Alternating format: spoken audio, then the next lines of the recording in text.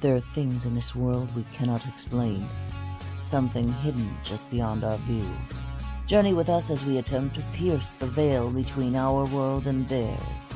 Join us as we pass through the doorway to the dead.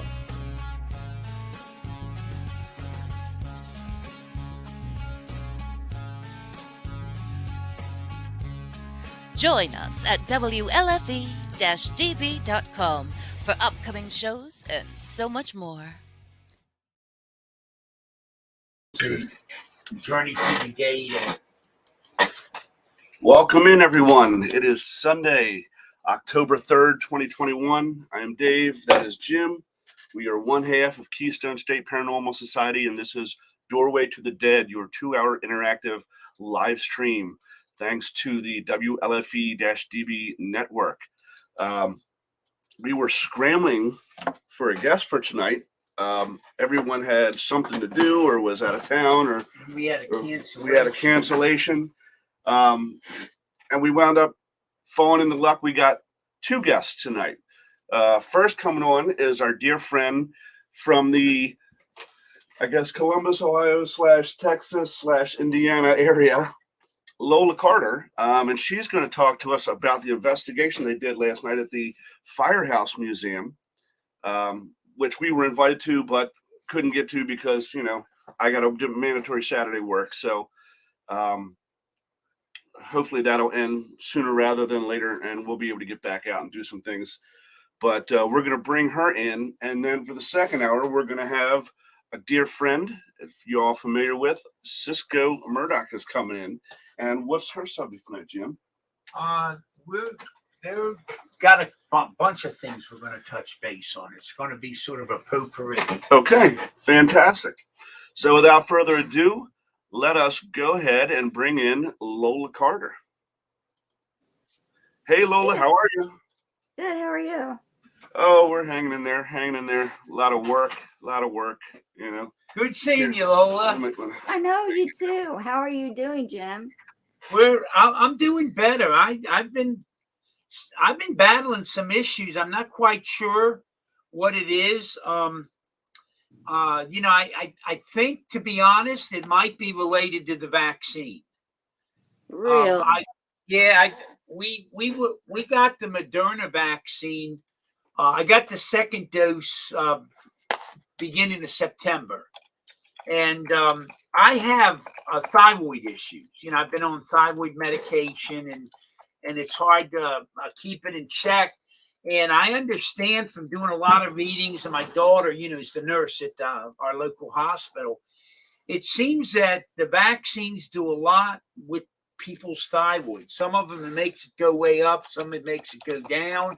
A lot of people who have some of the underlying issues along with thyroid, like Hashimoto syndrome or stuff like that, they're all out of whack. So I didn't know if it was my heart or the thyroid, but I mean, God, I was getting all these diaphoretic sweats. My pressure is either way up or way down. My energy level was crap.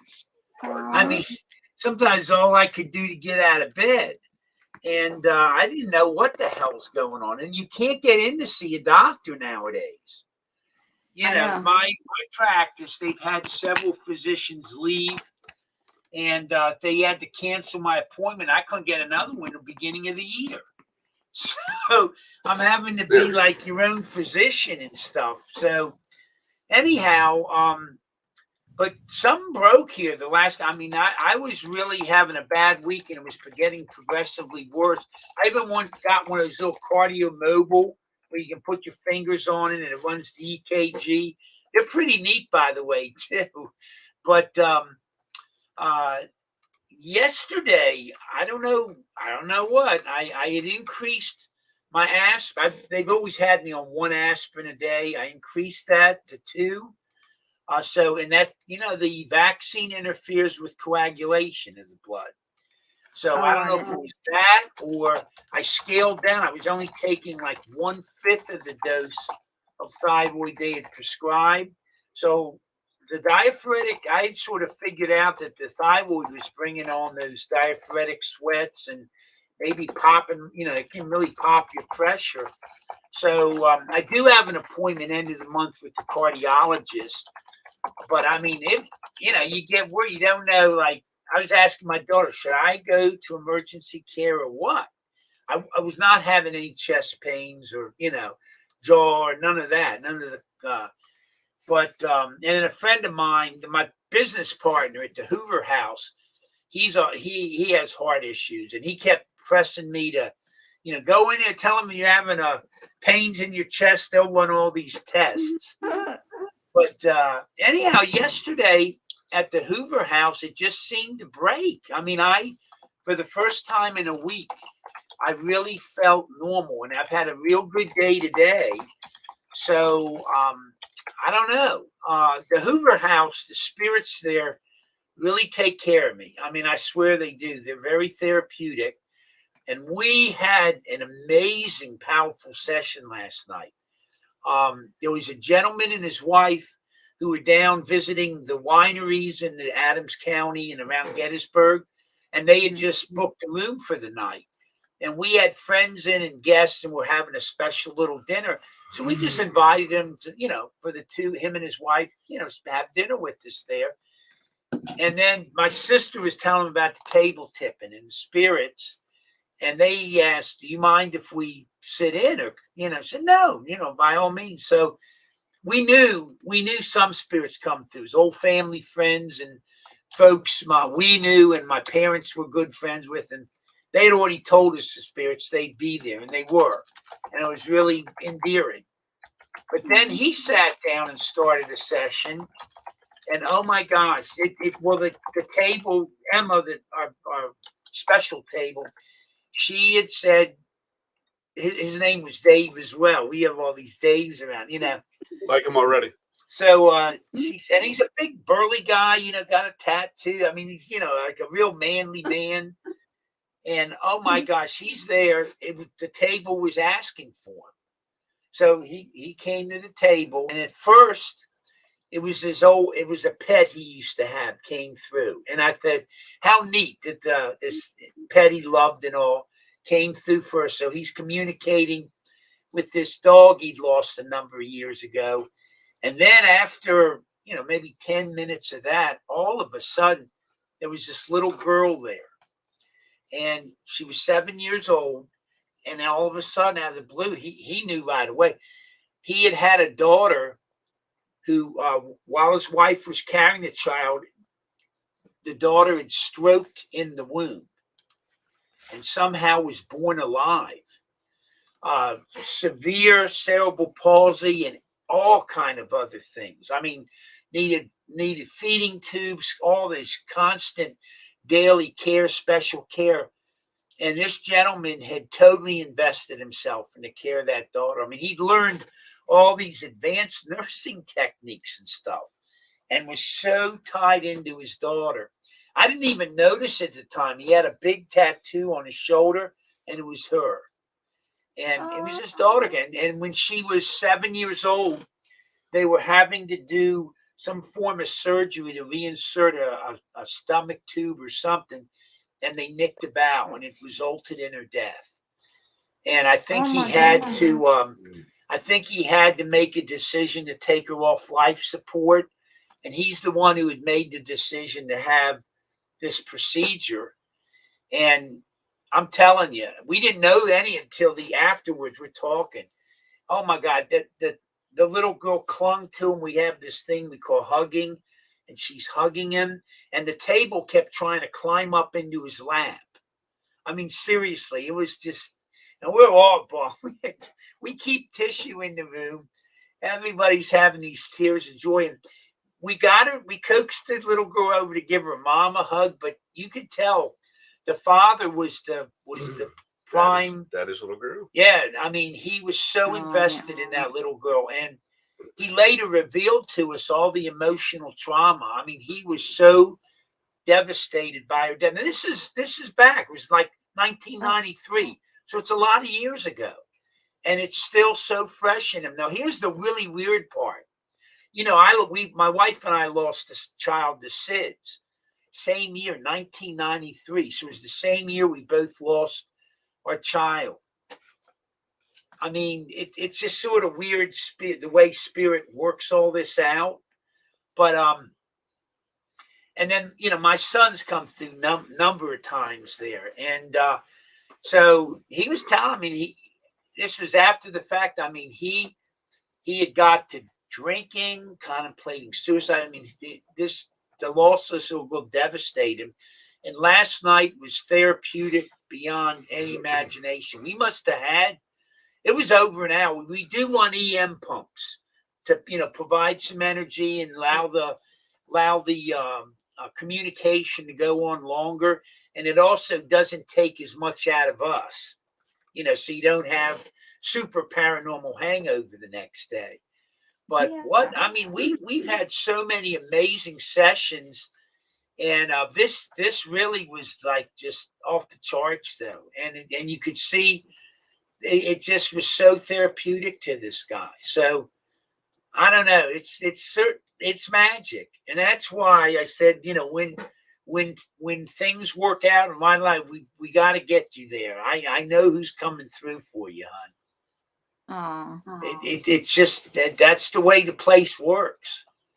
We had I don't know if you knew or not. My son living in LA was diagnosed about 6 weeks ago with lymphoma, and we didn't know the extent.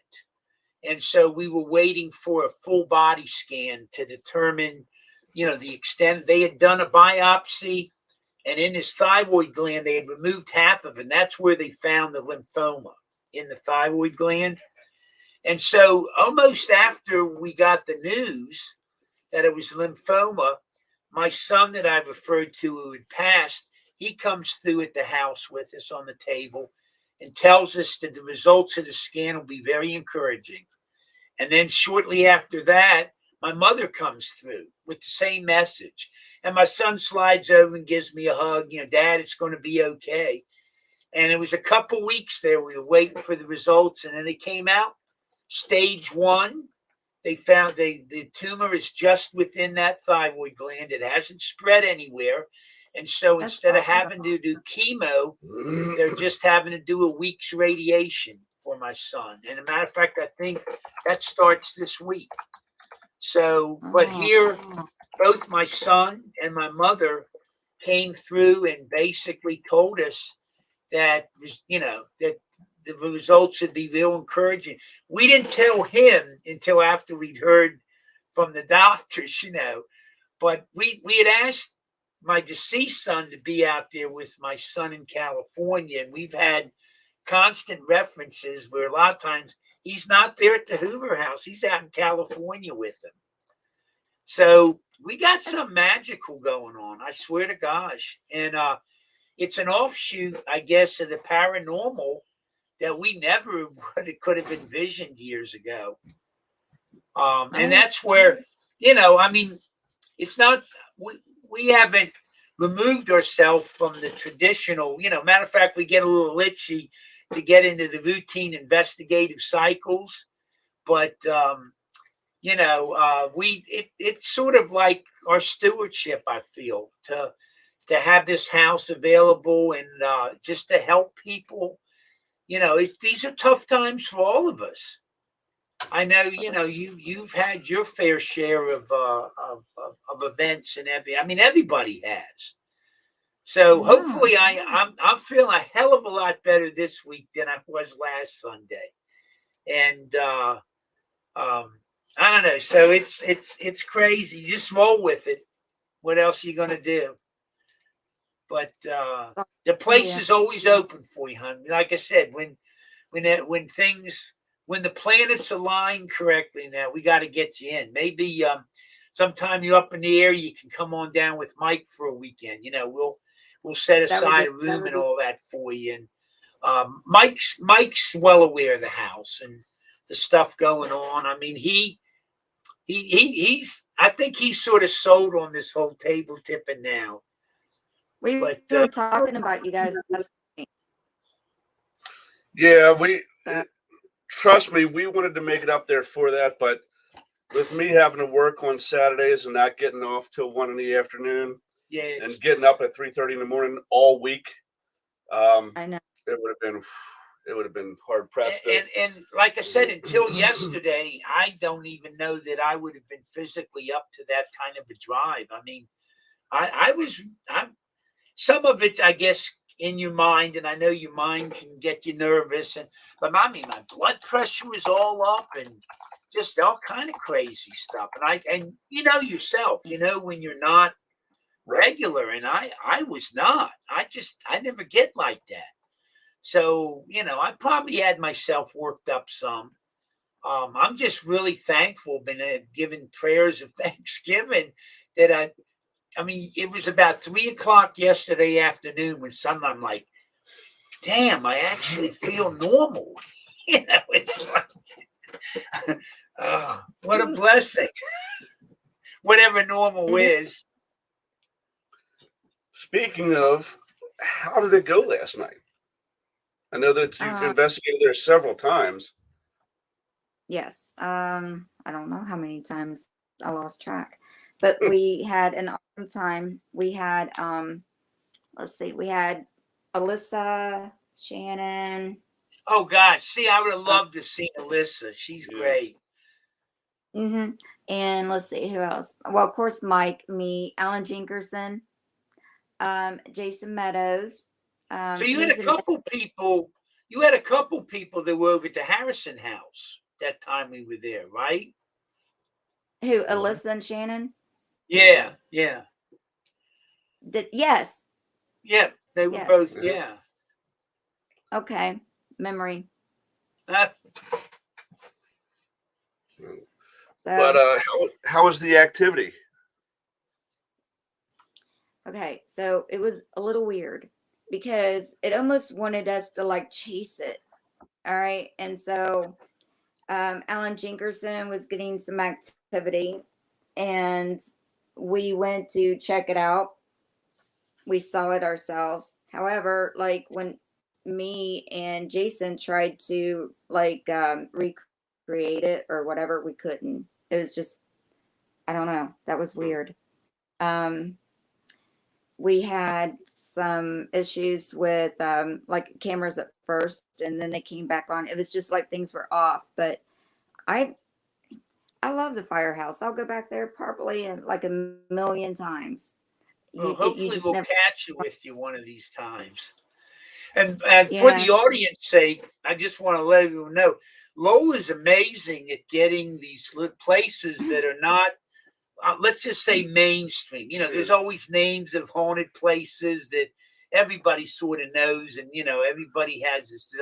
Lola is a master at getting these little places that are highly active, and just very interesting, right? And yet, less well known, and that's really neat because they haven't been investigated as much. Yeah, and so therefore, you're kind of running into almost virgin territory. Yeah. I know you, before a lot of stuff started occurring, and I won't get into any of those. I know, like I said, you've been through a lot yourself, the ringer. But I know you would, at one point, were looking at trying to set up an investigation at the Monroe Mystery House. And that sort of fell through with everything going on. Well, I know they don't have any weekends. It's just they're tied up on weekends right now. Because if you ever get something going on that, please let us know. Because I've actually spoke to about a half a dozen people who've had that adventure, and it just sounds like an amazing place. It is, and I would go back there 1,000 times. I mean, as long as they would let me in. Come knocking. That's one of my faves. Well, and we've still got a free weekend at the Bel Air house on the books. Yeah. Kristen still owes us a weekend. So it's been a while since we've been up to Moundsville, and now we've seen Kristen. She was down here for the bash, and she actually she came in pretty unexpected with a couple friends and spent a night at the Hoover house, and she's been involved with the table tipping, and just like, wow, just really just loved it. She was recording a bunch of stuff and put it on. Matter of fact, the one night she was there, we were doing a session. When it finished, we got a bat in the house. I guess it, from one of the top areas, and it had got down to, so we wound up having to chase a bat out the back door. Yep.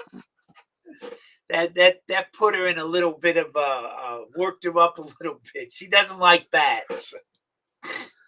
Yeah, I don't blame And her. I believe we're going to be scheduling Old South Pittsburgh like ASAP. Yeah, we're actually going to try to get a couple, places. We have a number of people who want to work. I know we're going to probably try to get Mike with us on that, because he'd been there a while ago and he's really anxious to get back. Hopefully, I think I have to talk to him further, but I think we might even have Mike in the end of this month, because I think our second guest tonight, Cisco, I think her and her group are planning on coming in around the 22nd, whatever that weekend is. Okay. And Mike, he was going to check and try to make sure he was open. So hopefully we'll get some of the old gang together. And of course, we had gotten together over the bash and had some really interesting sessions. Yeah, he was talking about that last night. Yeah, we care so much about all you guys, and I know, it's just been rough on everybody. This has been a rough year. We have been petitioning Mike constantly now to move down this way. Move down this way. Yeah, we're trying to steal him from Ohio. We'll get a little permanent, like paranormal compound. Yeah.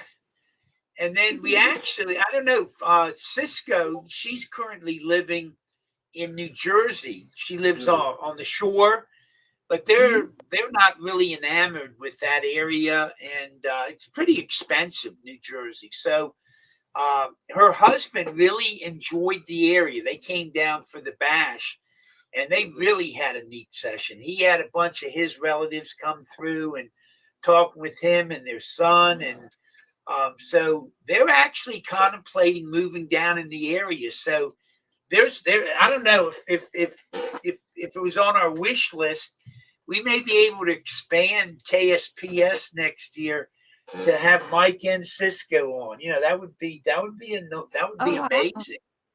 It would be a real powerhouse. So can you give us some of the history of the firehouse and what brought on the activity and just the history of the location itself? So the Central Ohio Fire Museum, of course, downtown Columbus. I first discovered it because I was looking on the internet for places that are rarely or if ever investigated, and I was just looking these places up. And I think the first time, correct me if I'm wrong, but pretty sure it was 2012 was my first time there. And ever since, we just have struck up a friendship. And Sue is incredible and fun, hilarious, and very giving. Of course, it always helps to support them. And it's just a neat building. It's, they do a lot. So it's just a privilege of, them letting us investigate, because they don't have to. So, but, I don't really know the exact details of all of the history for the firehouse. Some people want to know a lot, some people don't. So mostly I'll just let you research it on your own. But they have a lot of activity there, even in that area when the Ohio Penitentiary burnt down. Right. There was all the insane asylum that had exploded. There's all these things going on, and basically it just is such a huge part of history. And I don't know, there's a lot to be learned, and the experiences are different every time I've been there. it's never been the exact same. So, it's just every time it's different. So it's always going to offer me, like something. I never walk away empty-handed. So it's not that far from the Thurber house that we did with you. No, because we actually drove around town. Jason and I were taking Johnny, the skeleton, on some adventures throughout Columbus. And Okay. so I wanted to show him the Thurber house. And so we took Johnny over to the Thurber house and took a couple pictures. And then we took him to the park and different things like that. But we decided to stop in at the fire museum and kind of see if we can get some measurements or take some pictures with Johnny. And we ended up spending a enormous amount of time there taking pictures with Johnny and the fire trucks and everything like that. So it's Nice. just fun. They are fun. They're so open, and they I don't know, can't say enough good stuff about them. I mean, that's the thing is when you find these little known places that have so much to offer, it really adds to the experience when the people that are hosting it, or the owners in this case, or the the people who allowed you in, are so nice and gracious as well, because you don't have to go in with a lot of apprehension. Are there rules I have to follow? Or am I going to offend someone if I use this tool or that tool? You don't go with any of that apprehension. So you can just go in and focus on the investigation and what we do. And I think that goes a long way into adding to the chemistry that as we agree is so vital for a successful investigation. Yeah, I agree. And it's kind of like when, you, me, Mike, Jim all together. I mean, it always worked. And we've always had such awesome experiences. And when people connect like that, it's really cool because, it ends up Always. being a really active place. And so, Yes. yeah, and it was so good to see Mike last night. It was, or like Saturday night, last night. Right. This morning, I'm still tired. What day is it? An hour No, but it ago. was it was an honest, like, great time. And everybody kind of helped out. We had another guest. His name was Lou, and he asked if he could hang out and just kind of watch from afar or whatever. And he had a really, really good time and got to witness a few things. But we haven't even begun to review evidence yet. Right. So, Now, but there, what do you but find? there will be some. What do you find the most there? I mean, is it more personal feelings or things that you see or hear, or is it EVPs or photographs or video, or is it, I mean, every place has uh, evidence for you that that you've taken us to, but sometimes this place is just better at EVP, while this place you get better pictures and not so much EVP. So what do you think that offers the most of at the Firehouse Museum? Well, first of all, I would think it's the EVPs because I've gotten some really good ones. Pictures, probably not, but I would say EVP's number one. Okay. And we've gotten hits on like millimeters, K2, things like that, but I mean, it's consistently full of EVPs. So, yeah. What about, like I said, what about personal experiences? You get a lot of those, or have you had any there? At the firehouse, heck yeah. Mhm. um, well, do you remember when we were at Harrison House Bed and Breakfast and I was in that closet Yes, and something rolled off of there and I like tried to beat hell getting out of that closet? It I was do. like that. Yeah, it was like Okay. that. Okay. I remember that very well. Um, Speaking of the Harrison House, Jim, you're still in touch with Lynn Varney, aren't you? Yeah. We still message back and forth. Okay. So you know, she's enjoying her, I guess, retirement down in Florida, but Jim still keeps in touch with her. So Yeah, that's always I do too. nice. We talk occasionally on Messenger and things like that. But yeah, she's awesome. And What so, about the new owners, of the Harrison House? I don't know anything about them.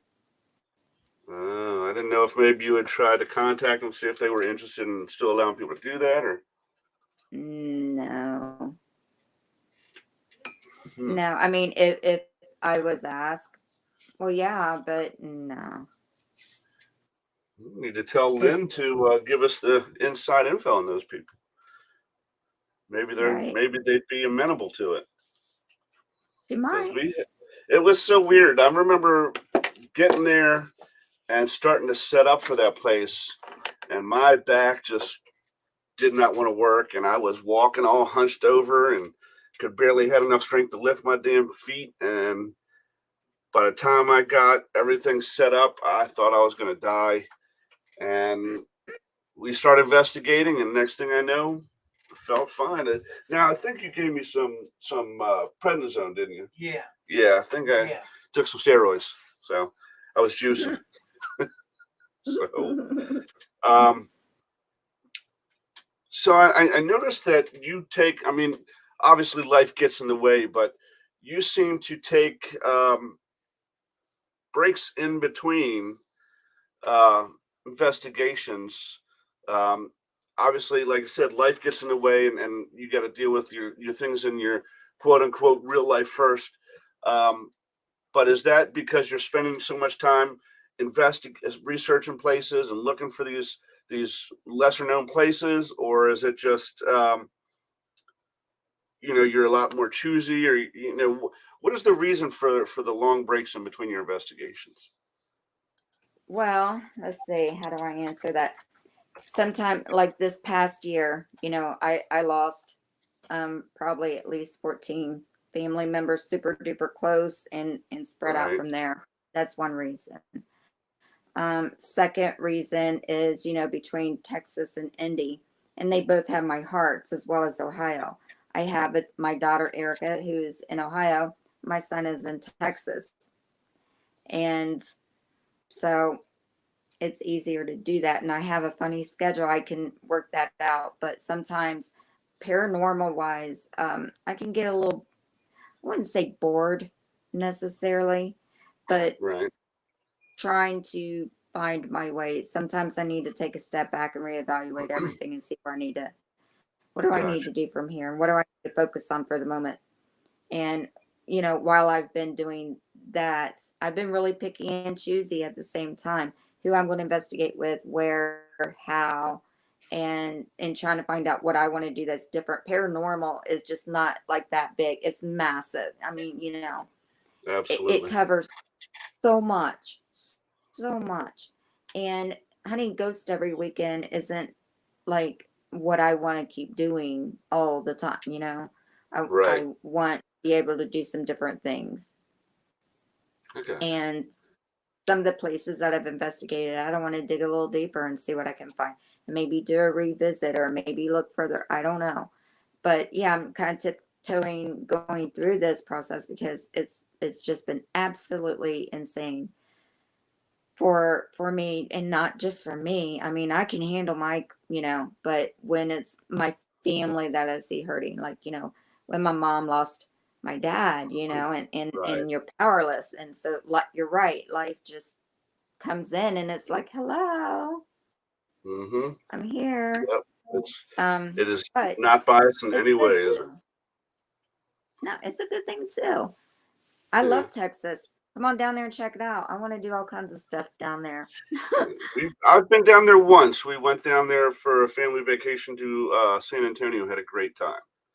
Okay, So I'm about 3.5 hours maybe from San Antonio. okay. So, yeah, we were down So there. We saw the Alamo. Had a great time. We took the walking yeah, ghost history the, tour. Had a good time with that. And the Riverwalk. so Did you do that? the what? The Riverwalk. Yeah, we saw the Riverwalk. Yes, we did. Yep. Yeah, that's Um, always. yeah, it was really nice. It was. What what do you got next coming up on your schedule? Or you haven't planned that far ahead? I'm careful now because I'm just no, no pun intended. I'm just waiting for somebody to say that somebody died again or something. I don't know because Right. every time I take a deep breath, it's kind of and this past recent where the ex-husband was murdered. I That one is pretty major. So Yeah. um, Yeah. How's Erica doing? she is okay. She Okay. Yeah, she was daddy's little girl, so she's Oh, having a. I'm sure. I'm sure. But you know Um, what? She's a trooper. I mean, they had a showing on Saturday, and on Monday she went to work, and I'm like my hero, you know. So Kids will she's my surprise you with their resilience, won't they? do what? I said kids will surprise you with their resilience. Especially her. Oh, She's been well, through much. there you go. So firehouse revisit. What was it? Oh, okay.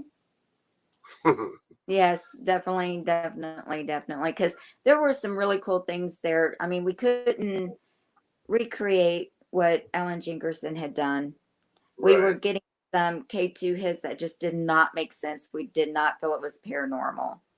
Okay. Um, but we're hoping that EVPs come through more because there wasn't like a whole lot of other activity. But I know that when we were going down toward the chief's office, that's the one where the ramp is. I don't know if you'll Okay. remember it, but that's where the chief's office was. And Jason was in front of me. And I was coming around that corner and the K2 hit. And I went down to look at it. And as soon as I did something back here, it went. And then Jason later said that he felt something heavy on his back, but it like I screamed. I was so embarrassed.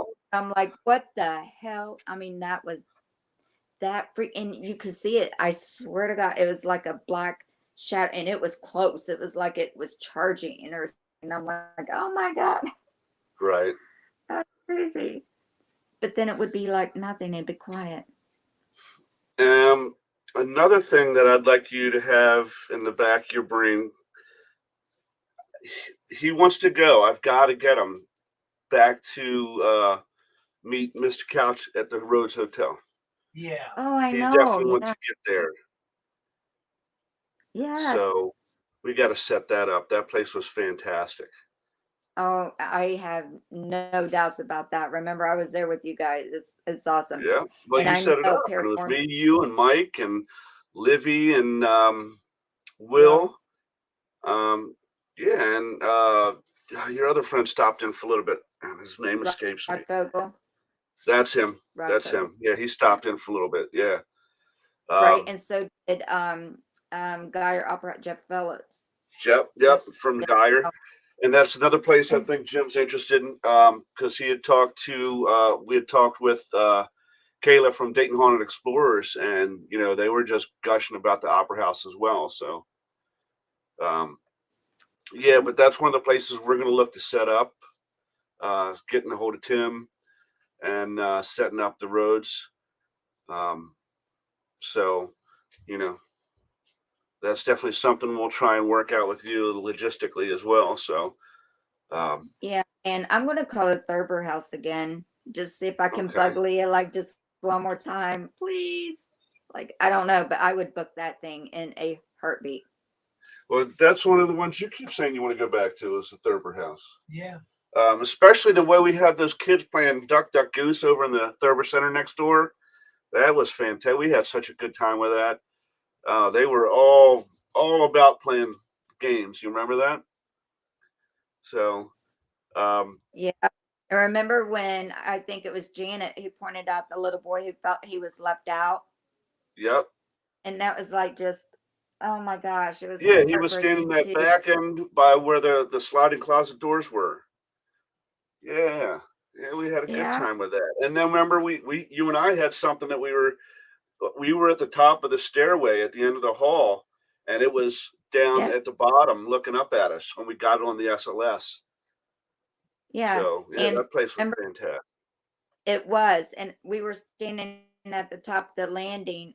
It was you were down at the bottom pointing the XLS up, and Yep. so me and Mike and then Jim was kind of like sitting there, and I kept feeling this little thing tingle in my back pocket, but my phone was dying, so I put it back there.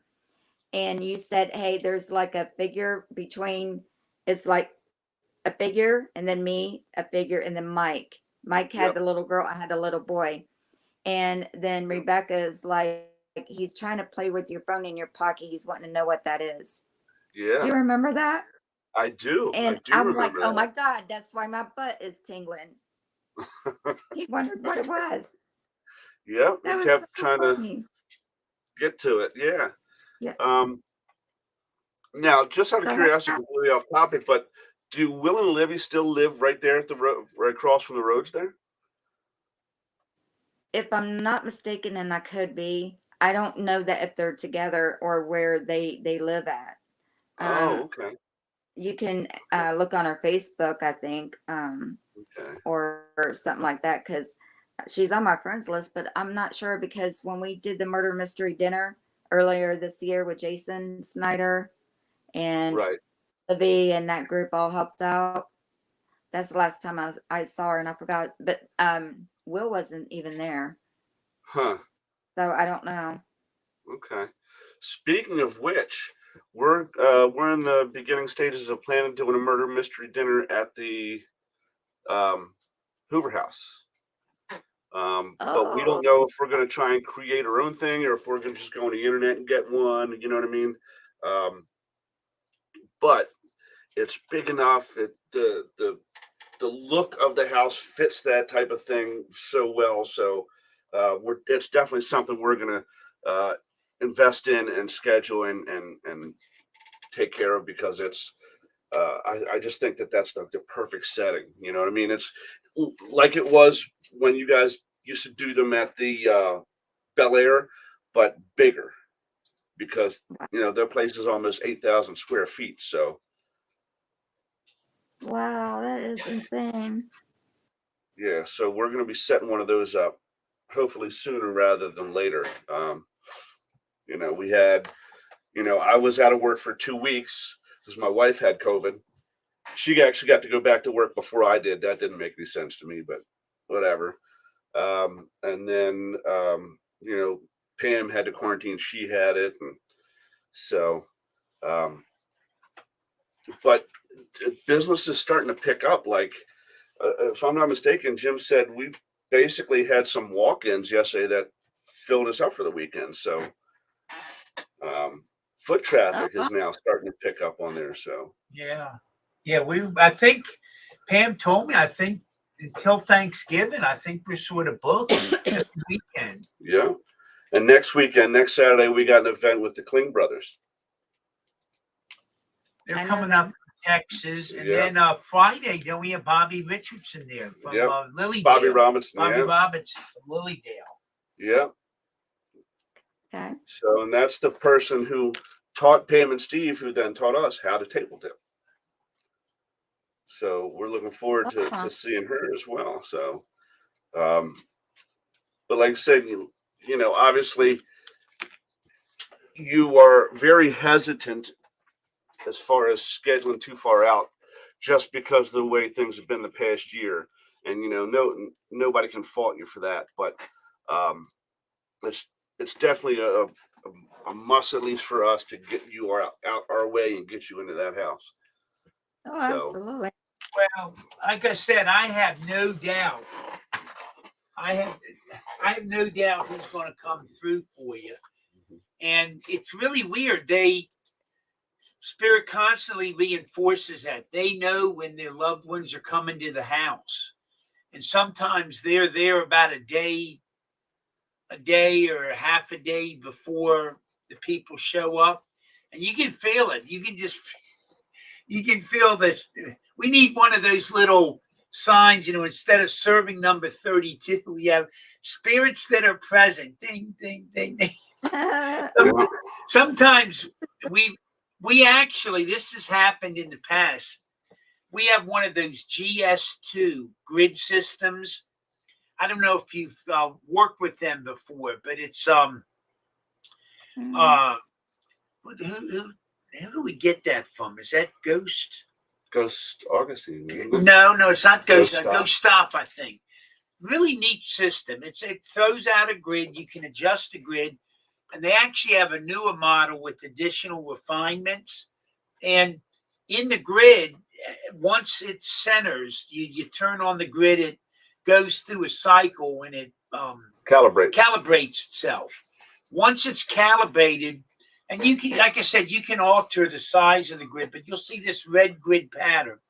Once it's calibrated, anything breaking into that grid or whatever, it starts to show up on this little screen on the unit. It's a display on the front of it, yeah. And then if the energy comes to you, it'll move up. It starts to give a different gives lights and sounds. If it's really close, you'll hear it beeping and all that. So you know something's approaching you. But it'll actually produce the spirits as little blue dots on the screen. If they're giving off a cold signature, if they're giving off a heat signature, then it's red dots. Red. Goes up both ways. Mm-hmm. And we've actually, oftentimes we do a lot of the sessions. The one table we have, Emma, which is our top table, she wants the sessions done in the one parlor area. She has worked other places and she'll travel too. But in the Hoover house, she prefers the one parlor area. So we have another parlor right across the hallway from this room. And we'll set up the grid system shooting into the other parlor. And you can see starts, as we're doing a session here, you'll see this dot start coming on the grid and lining up. And sometimes it'll be like a dozen or so waiting to come through. And we can only communicate or interact with one spirit at a time. Like if they're all vying for position at the table, you got to sort of ask one to back off, one or more to back off. And so the other parlor acts as a waiting room. It sort of does. And it's verified by the way it's setting off the laser grid. And you'll see like the dots, you can count them. And then sometimes like when we'll finish the session with the one, so when we call the other spirit forward, a dot will go off the one grid system. And then as it presents itself in the room with us, it's really, we were at the Gettysburg Inn, remember, with the in Lincoln Square. In Lincoln Square, the Purple Dahlia psychic, and she was I think it was like she had 6 or 7 spirits presenting before her at the time, and she knew who all they were. They were family members, and the grid system had like 7 dots. And then one of them, we're running the Phasma box, and one of them says, "I'm leaving now." And she felt the spirit leaving, no lie. Then boop, and one of the dots went off, and now he had 6. And she was like, "Holy crap." He's like, it really is a neat device. The problem we had with it was they had an internal battery. So if you're running it without a main power source, it would run out. And there was a problem in the integration. It wouldn't accept the charge. So once that initial charge on that internal battery went off, it wouldn't run unless it was plugged in. And even then the battery would be fighting for power. Basically, the power cable coming in from your power source and that internal battery would be trying to fight to see who gets to power the thing. And it would throw the grids all off. The grid would just turn solid blue. So they discovered a problem in their coding. We were able to help them find that out. And they stick by the products. And we're not talking about a cheap item here. I mean, I think they're like $280 or something. So they're not nickel and dime. Right. And but they stuck by it, and we returned it, and they fixed the one, but they told us they had discovered this issue, and then ultimately they have replaced. We actually have 2 of them. They replaced ultimately both of them, and then the latest they gave us a newer system which has a couple additional adjustments. So, I mean, we loved the product. We didn't like the fact that it was broke a lot of times and wouldn't work, but the company stuck by the product, and they, when you contacted them, they got back to you right away. I mean, less than a business day. Yeah, got to give them really high marks. Customer service, Customer service, and staying by. Yep. Yeah, because that's something a lot of people tell us. Issues with some of these product makers. You just can't get in touch with them. Mm-hmm. And there has been a supply issue, with everything. Since COVID, all these supply chains are broken. And for them to get specific parts that they need for some of the equipment has been a challenge. And so sometimes it's been difficult for the equipment makers to either repair or to make new product. But they stick right by you, and they really keep you up to date. So we always like to put out a good word when people are reputable in their dealings. Now you're still a minimalist when it comes to equipment, aren't you? You got your recorder and maybe a K2 or something, and then you pretty much just go with that, yeah? Yeah, because I travel too much. I don't want to carry things. And every time I'm here, I don't have that. And if I'm there, I don't have that. So right. And truth be known, we don't use half this stuff anymore. I mean, it's just Dave and I. So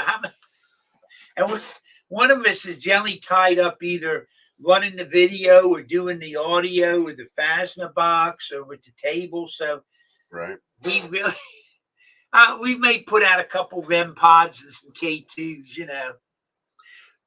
Hopefully, you get those 2 new members. That would change. That would help. That really would help. But we have gotten with Haley lately. She did come out and visit us at the bash, and yep, she did come. She did make it to the bash, and then she came out to. We were doing something, and she came out and the bridge. Oh, when we did the upper bridge on the road to Antietam a few weekends back, and she went with us. And then we stopped over to Hoover House, so she got to get in there for the first time. And yeah, we had a really, it was really good to just get back out and do something. I mean, I don't want it to sound the wrong way. I love everything we're doing over at the Hoover House, but just to get back out in the field, do something different, that's something I've been chomping at the bit for. So. Yeah, Monroe House would be awesome for you guys to go to. I mean, I really, yeah.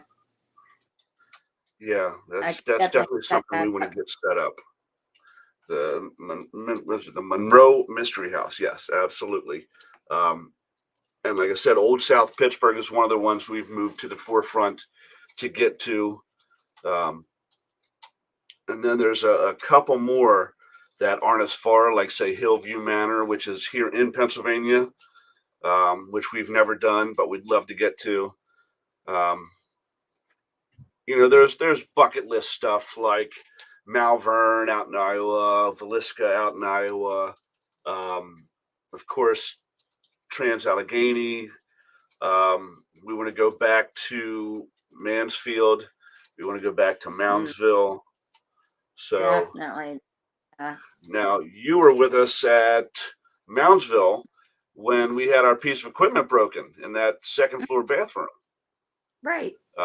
Because if I remember correctly, we were in the giant common room after we had set that equipment up, and you kept getting something on your back. So you and I ended up sitting back to back so that, we could kind of alleviate that. And shortly after we did that, whatever it was must have got mad because I was blocking it or whatever and just trash our equipment in the bathroom. So we definitely want to get back there. And we need to get you, while you're out in Moundsville with us, if we ever get back there, we need to get you out to see Steve Hummel's museum, Archives of the Afterlife. What's that? He moved it, right? He moved it from the yeah, Sanford. He moved it out of, Yeah, there I was haven't something seen with the stuff going on over that Sanford building, so they moved to a different area just outside of Moundsville. But yeah, Okay. so and he's got so much great stuff in that place. I bet. And we've also got one coming up here soon. Pam just posted we're going back to investigate the James and Jess House of Goods antique store I right down the saw that. street from the Hoover House. We've been there a couple times, and that place is unbelievable. There was 2 dolls that were sitting in a basket back to back. There we go. And so we put a K2 in the lap of this one and the K2 in the lap of the other one. And we started asking questions, and we would ask specifically, okay, we would ask, we got their names, and then we would ask specifically to this one, okay, so-and-so, if you're here, let us know. That K2 would go off. Say, okay, well, which one of you is named this? The other K2 would go off. I mean, they were answering intelligently with those K2s. It was fantastic. We had Kayla Miner, who's a dear friend of ours and is a psychic medium. She was in there, and my daughter got an EVP. They have one wall. It's a big collection of old milk bottles, like the milkmen would deliver. And my daughter was standing over there near it. She got an EVP. I got a figure of an adult on the SLS at the milk bottles, and without knowing any of that, Kayla goes, there's a man standing over the milk bottles. He's a delivery man. He's still working. So she didn't know, but when she said that, we had the stuff to corroborate it. So that place is fantastic. And like I said, it's literally 2 or 3 blocks down the street from us. So wow.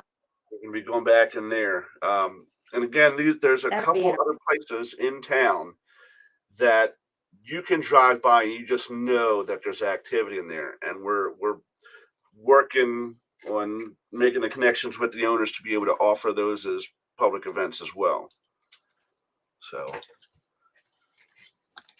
That would be awesome.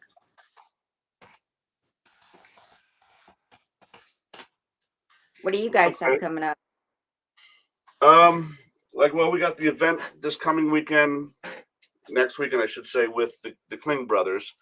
And then other than that, we don't have anything scheduled. We, with me starting that new job, it's tough. I haven't been there long enough to take vacation. And I work Monday to Friday, 5 a.m. to 3 p.m. And then Saturday is from 5 to 1. So today is my only day off. And I'm up at 3:30 every other morning of the week.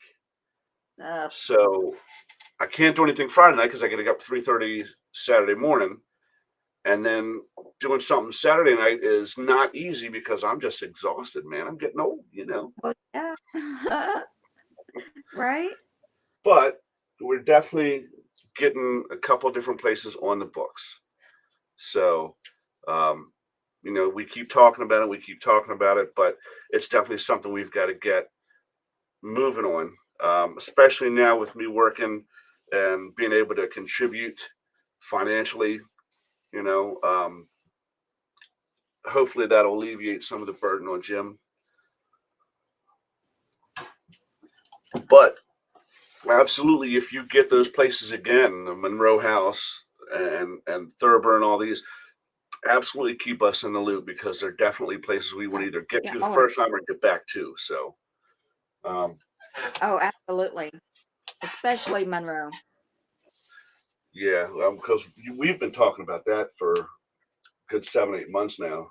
And hopefully I get myself to some base level here. Find out what the hell's been going on and get myself going on a steady pace. I'll tell you, it's been my energy and all that's been an issue for several months now. But I mean, whatever was going on the last week just had me scared. It really did. So hopefully we can figure out what's going investigations, Ted is in, our producer Ted, owner of the station, and he said when we're up there in March for the Rochester Pear Fest that we agreed to be a part of, he has an investigation for us. Cool. So Very good. that'll be awesome. That's my birthday present there. All right, so it's 7. So what we're going to do is we're going to take our commercial break and then come back and continue the show. So everybody stay tuned. We'll be back shortly.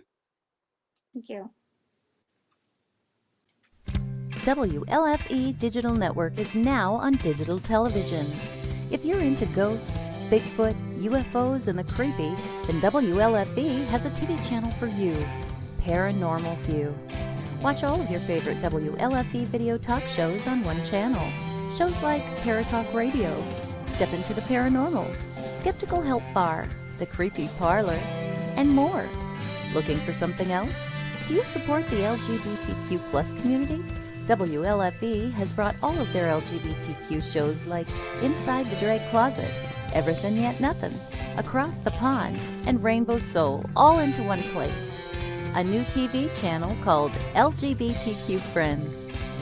The third channel is Variety Unlimited. Here you'll find a wide variety of talk shows you know and love, like Just Cindy, Card Pulls and Coffee, Real Talk with Dom, The Bipolar DMs, Meet the Author, and Movie Review 5. The best part of watching these shows is that they're all available to watch at one location, one website, WLFE-DB.com.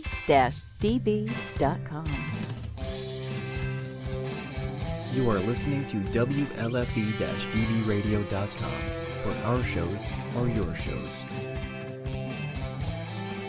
Listen to the WLFE-DB podcast, available on Spreaker, Spotify, and iHeartRadio. Check out shows like Paratalk Radio, Inside the Drag Closet, and Step Into the Paranormal. Now, on to your favorite podcast app. This is Dominic Santasero with Real Talk with Dom. You are listening to WLFE-DBradio.com, where our shows are your shows. Hey guys and dolls, this is Casey DeVille, the better half of DeVille Inc., Baltimore, Maryland. If you're ever in Baltimore, stop in and see me and Tony. Invisible Bree, 5920 Eastern Avenue, Baltimore, Maryland, 21224. Give us a call if you're in the area at 410-400-9641, or look us up on the web at DeVilleInc.com. DeVille Inc., where we specialize in you.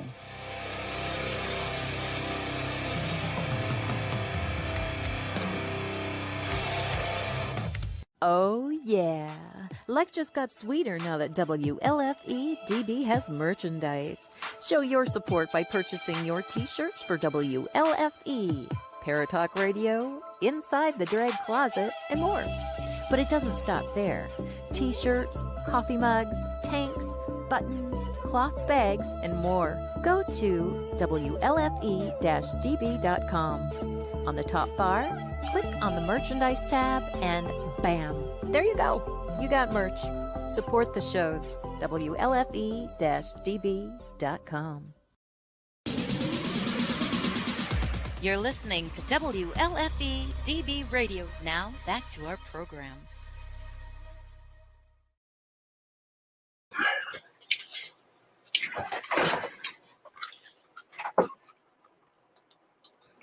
All right. Well, Dave's on a quick break.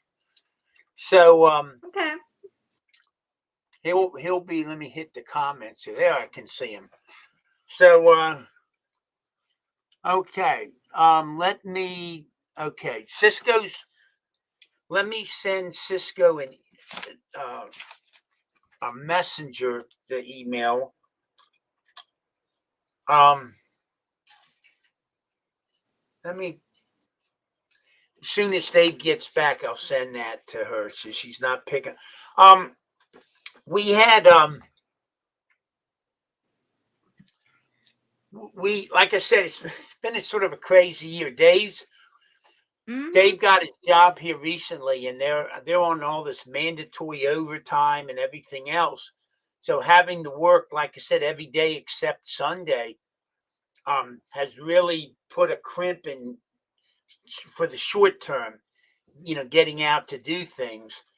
So we're hopeful by next year we'll have much more time that we can get back into.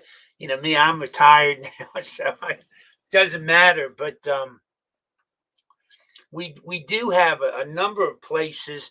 We've actually had some really great invites to and all that, and hopefully next year we can scale them in. And that's why I'd sort of like to have some other members of the group too, so we can at least get out. We were hopeful to have Janet in on the bash, but she had to cancel out last second. And I still owe Dave a trip out to Carson City. Janet lives out in Nevada near Lake Tahoe. And of course, she almost lost her house. They had them terrible fires. And they were they got within 10 miles of her house. Cisco said she didn't get. Yeah, I'm going to send it to her. Okay. Chat window there. All right. And I'm back. So where do we leave off? I was just discussing how Janet, was impacted. We were hoping to get her in for the bash, but we had the fires were threatening her house and all that. So it's been a real hodgepodge. I mean, you can't make this stuff up. Right. Sent. I really yearn for the old days where things were just, I don't know, just never so chaotic and uncertain. We're going to be having another guest jump in here in a minute. Our dear friend Cisco Murdoch from I Jersey. may have to jump off real quick. Or No, that's maybe. fine. My iPad is charging, but it still says 8%. So I'm looking, okay. That's fine. If you got to go, you got to go. That's fine. We're just glad you were able to join us on such short notice. Well, I one thing I wanted to pop in yesterday actually, was the anniversary of the first Twilight Zone episode. That's a lot of people. It's a favorite show.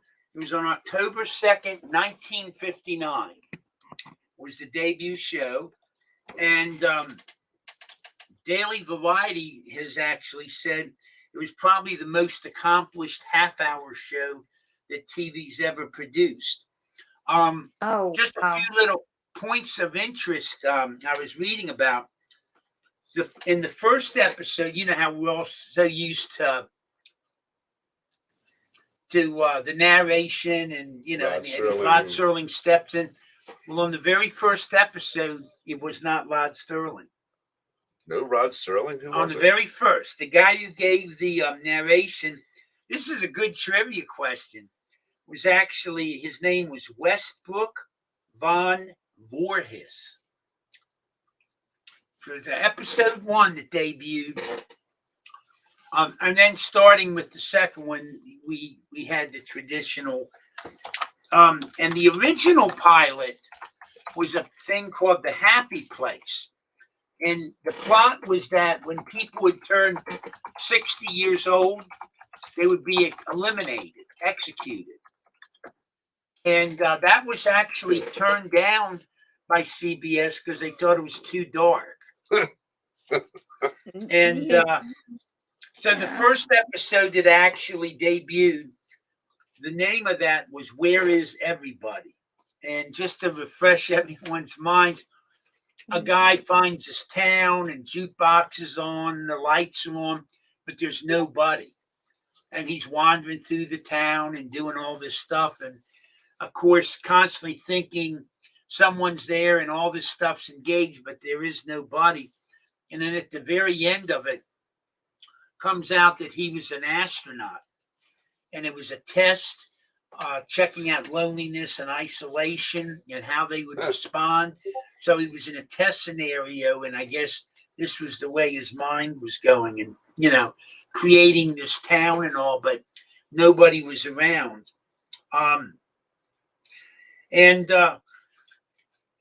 When we get Cisco on it, she's there. Okay, great. We're going to go ahead and add Cisco in.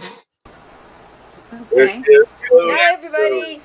Hey, I don't know, Cisco, if you've met Lola Carter before.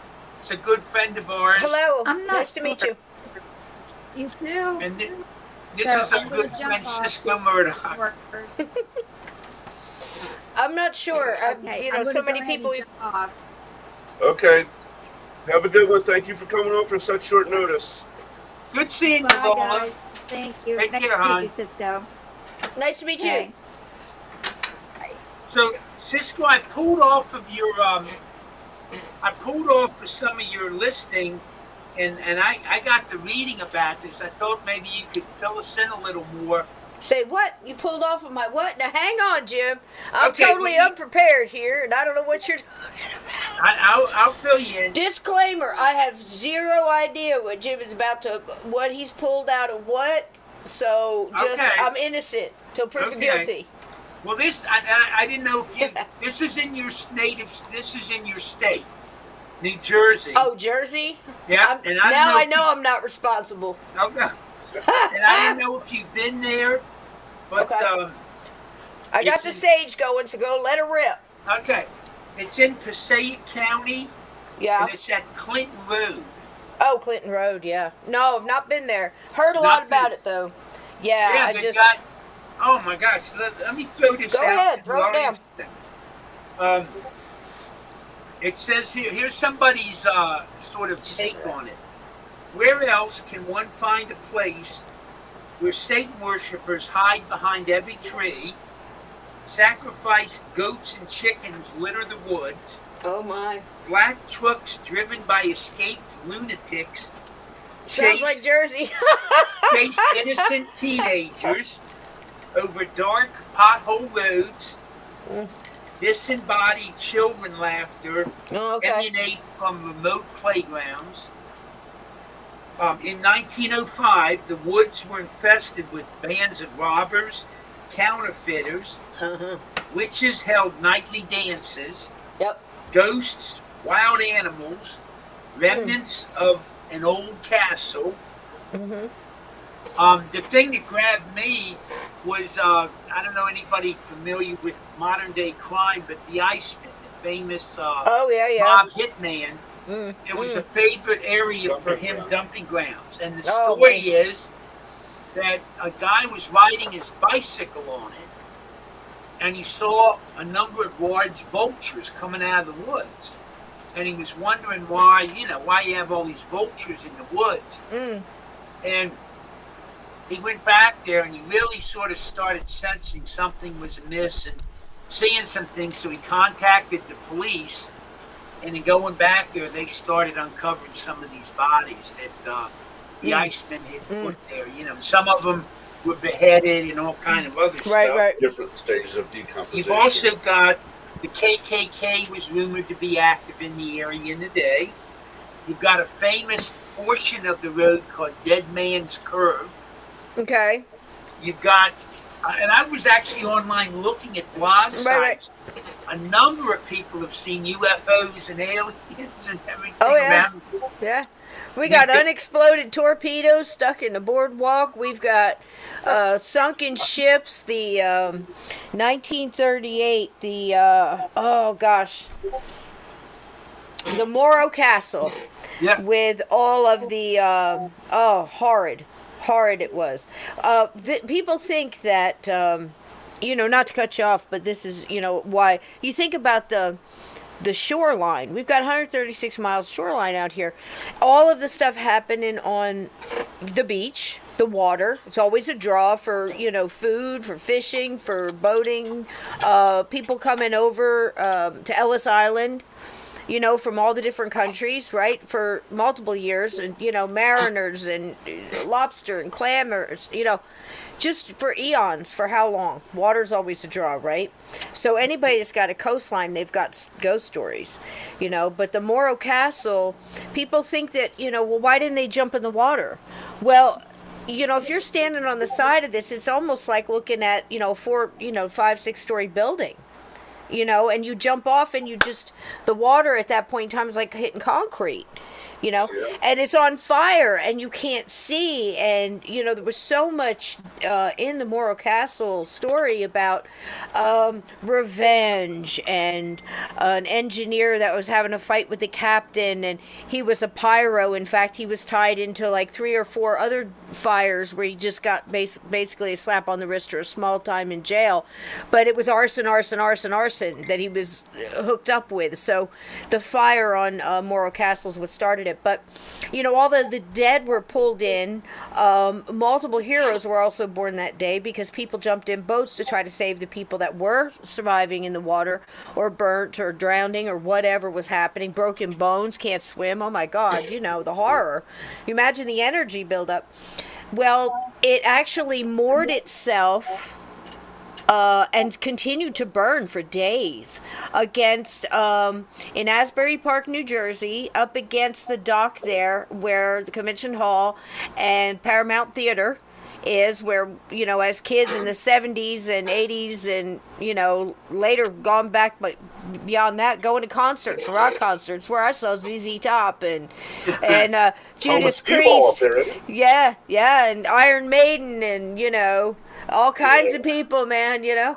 I mean, we just, you know, everybody from the Talking Heads to, you know, AC/DC and back again. So the energy that's at the water, if you think about it, you know. We've got the moon cursors. I know we talked about that, moon wreckers, that people are actually, if they fall asleep on the beach at the right time, at the right, I guess, you know, movement in time or overlapping layers of time, whatever you want to call it, have been woken up being flipped over by people that look just as solid as they, and but more like a pirate, you know, from those times. And they're going through their pockets and flipping them over and shaking them, and you know. Can you imagine? Yeah, rolling them, mugging them on the beach. Ghost mugging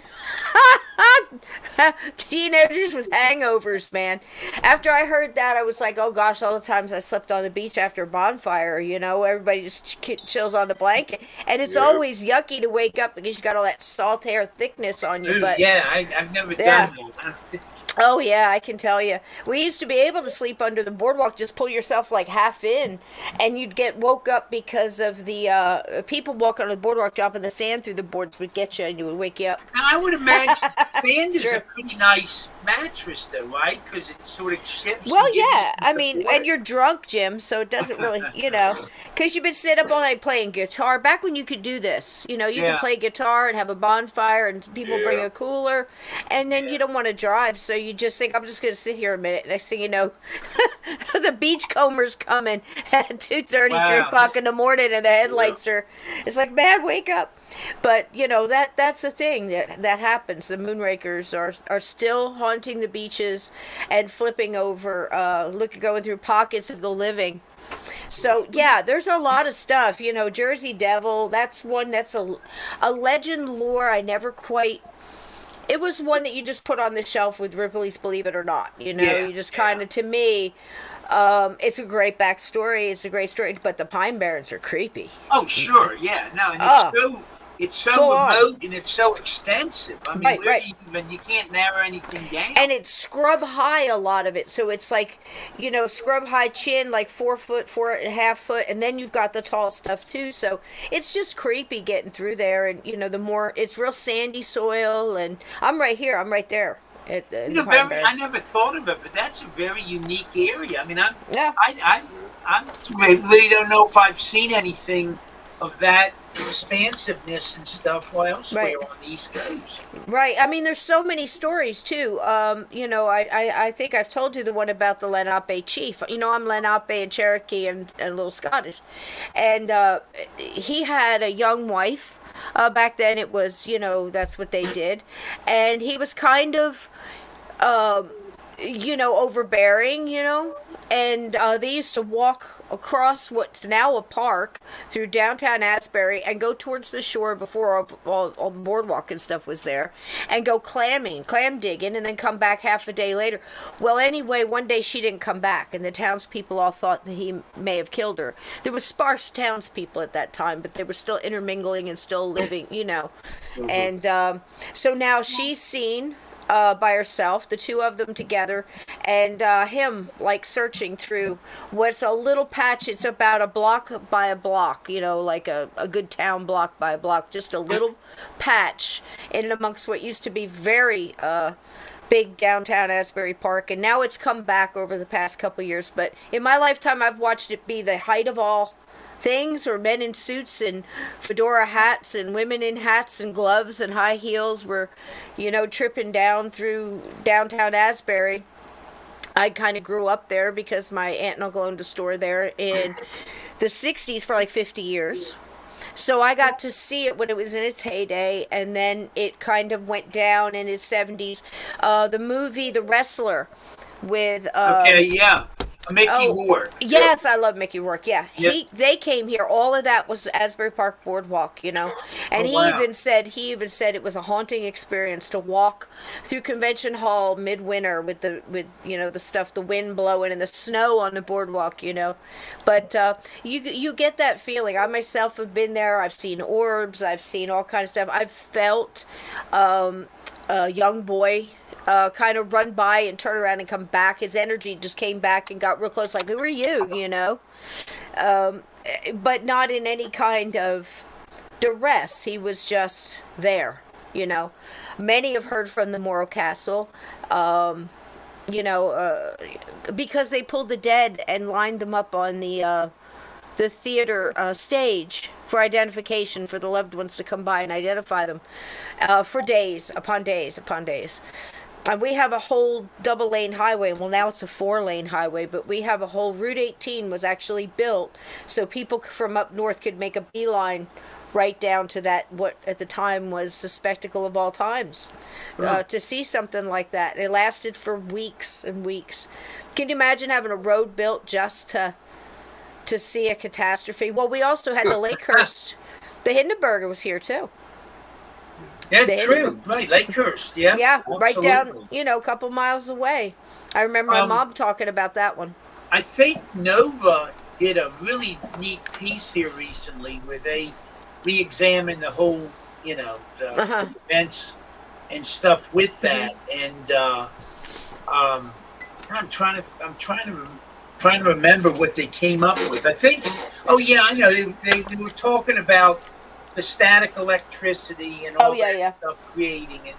So they really sort of discounted the theory that a lot of people have advanced, that it was sabotage because of its tie-ins to Nazi Germany. Gosh, I don't know, but I just remember my mom telling me, my grandpa put everybody in the car and they rode out there to take a good look at it. It's just, after it was all over, now I think there's like a cement thing or something, a little plaque or whatever where it was. But at the time, my goodness, and the way they did it on the radio, there was very much like a War of the Worlds right around the same time. Yeah. Right around the same time, that whole, I dig that whole old radio stuff so much. Yeah. The Shadow and CBS Mystery Theater, I'm a huge fan of that.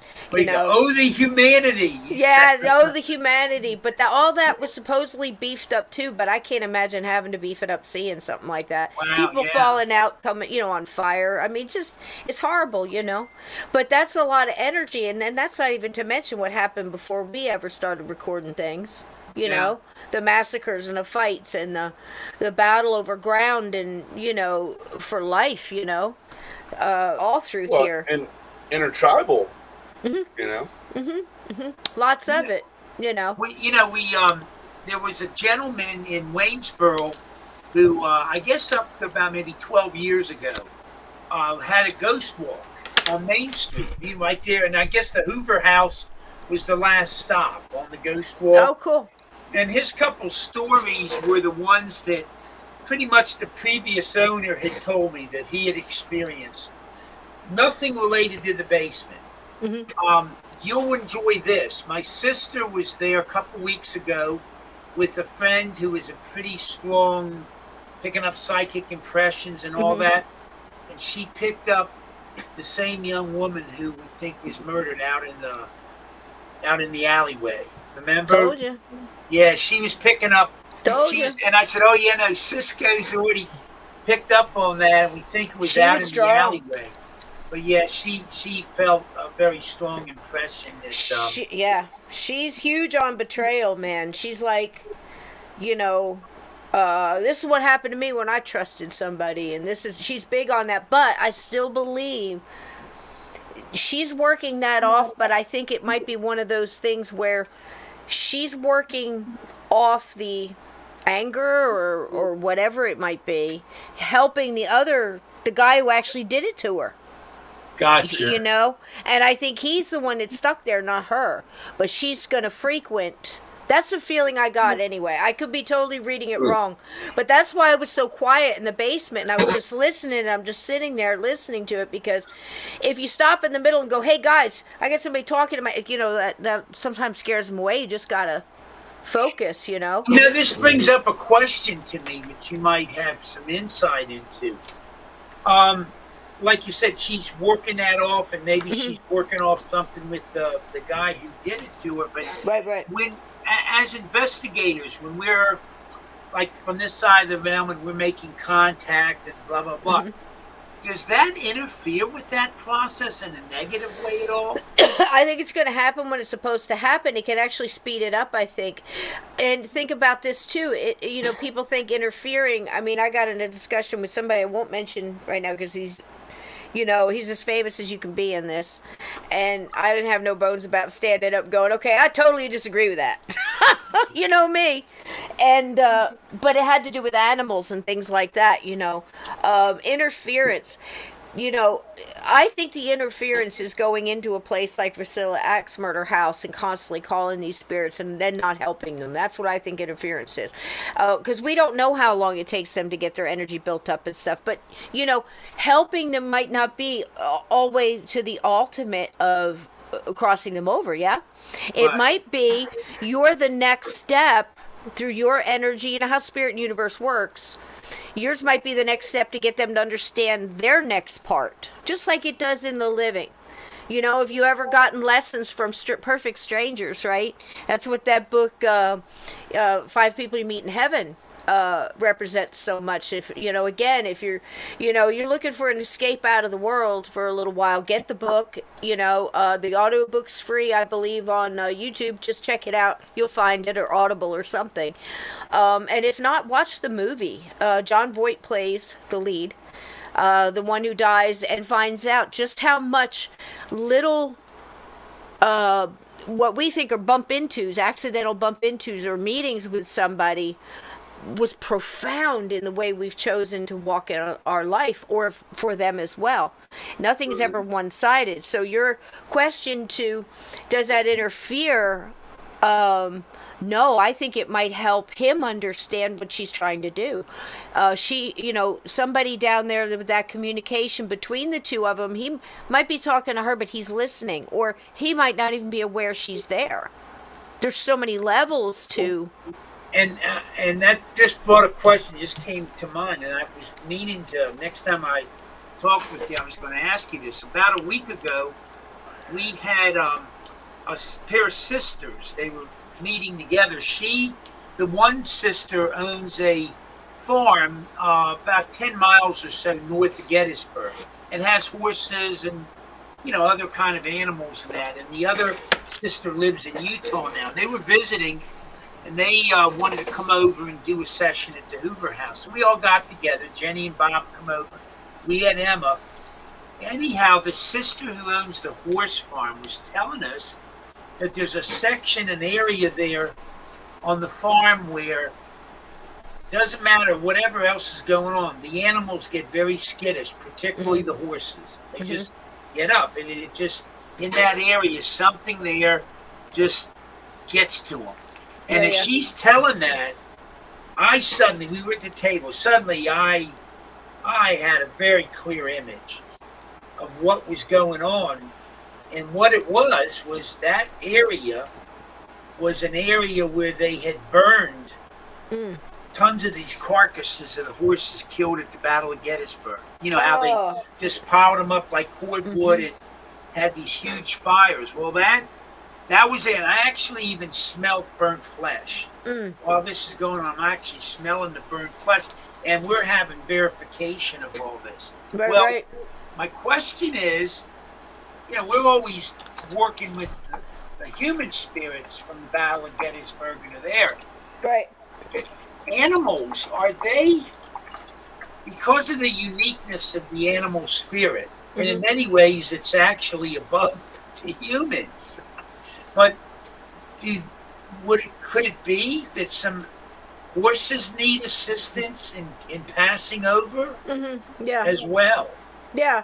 So what we could do is, what would you do for horses that were sitting out there in a field, and you were just trying to get them to be calm and know that they were cared for and loved? You see what I'm saying?